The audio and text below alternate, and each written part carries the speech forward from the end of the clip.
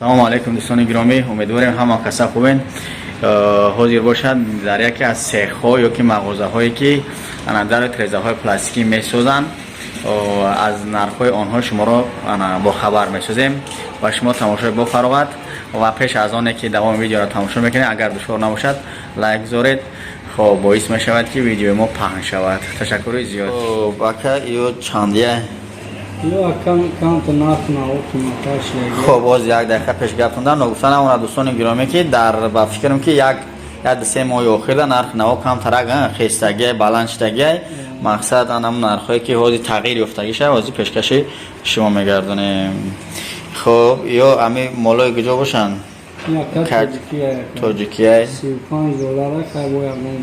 $35 دوستان اگر لازم شید زنگ میزنین با تخفیف هم دارن. سکیتکانی میشه و ایشالا سکیتکای دونانی دارن.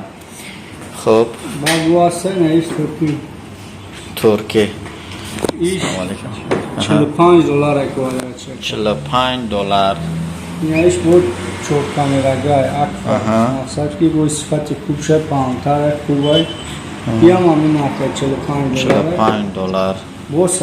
$45 ترکی بوده. خب ایوش که $85 هم اینه $85 سویتای گناگون $65 و از اون میشه $65 بچه. خب ایوش نایش $85 یه هفته ده بوی پامای غوصه چیزش مقصد متریالش ها بوی نایش مقصد هر نایش یا همی چی هن؟ ترکیان؟ تاجیکیان چی هن؟ ترکی همون $45 $65 کداموش های؟ ای $65 ای $45 ای $65 با ارزان میشه و ایشالا زنگ میزنین مقصد که صحبت میکنین ارزان میشه.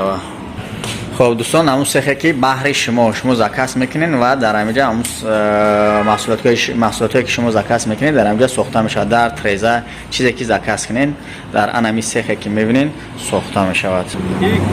این تریزه چند با چنده رزمیرش؟ 1.20 با 1.40 نرخ چنده؟ کوادرات $45 با ارزان میشه. نه نمی تریزه از خودش چند میسته؟ ایرا با مقصد کوادرات چه برو واردن نکنه کنه؟ 800 چانسی میشه.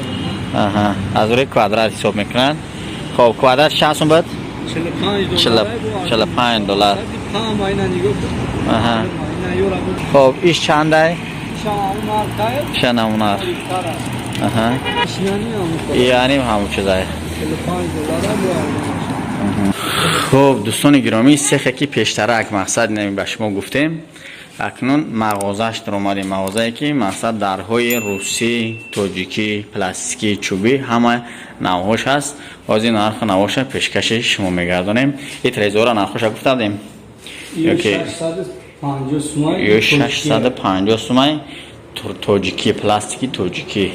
رزمیرش چنده؟ 1.20 با 1.40 ایش چه؟ یا که مقصد که آهان ندارم ایرا من نکردم دیگه جو واردم لیکن اوش خودم که یک کوش و کمی نرخوام فرقیا دوره ده هم چیزایی فهمم 1.20 با 1.30 یا؟ خب 600 سومون. خب اینه درای چوبی اگه فرقیه چون این نرخی پیشتره چند قدر فرق اگه باشن اوزی میپسیم. درای چوبی چندیه؟ درای چوبی 600 سوم 550 600 سوم 550. این درای چوبی تاجیکی نه؟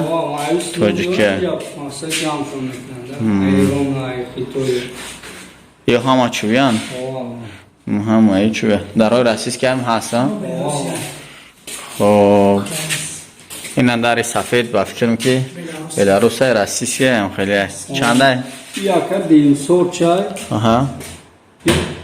700 سمای تو 650 را میشه. این 200 700 650 مقصد خریداری سریوز نباشد زنگ میزنه با صحبت میکنه قط یکم این دراش یوشی ایوش یکم سوتن ایو اکا 800 سومونه و تایبو یکم سوتن 800 سومون هر دش همی سفید است چه هر دش خب ایش چه اکا ایو نمین افغان اکم چند ایو 800 سومونه 800 سومون 800 سومون خب ایو چی ایش 1050 سومون 1050 سومون ایو هم دارای چه بلاروسه روسه هم خیلی هنی ایو کراسکا زاگیانو ایو رنگ ایو نیستن ایو بود دیگه خیلی با فکرم که متریالشون هنیم با فرق دارن فرق داره خب این دارو همو بدن یمو 650 سومون که چنده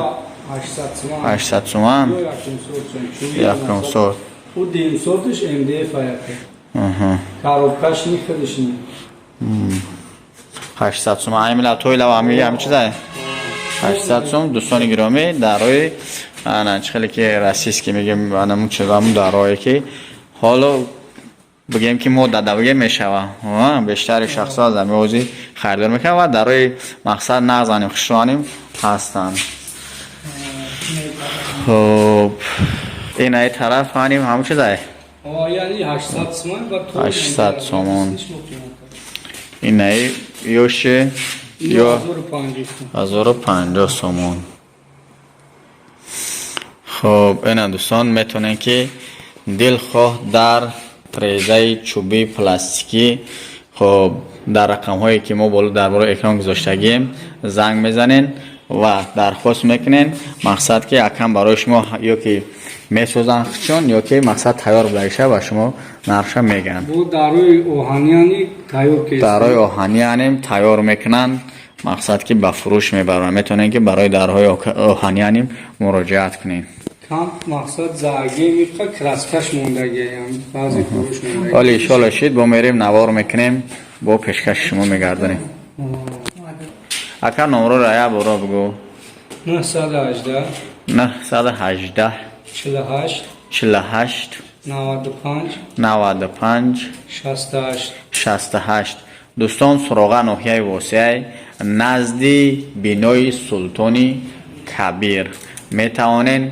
برای دلخواه در تریزه روسی، ترجیکی، پلاستیکی انا چوبیچ دلخواه اومن که میتونین که زنگ بزنین آهنی میتونین که زنگ بزنین از برادرمون بپرسین نرخ نباشه و معلوماتی بیشتر بختون بگیرین باقی سربلند خانه آباد باشید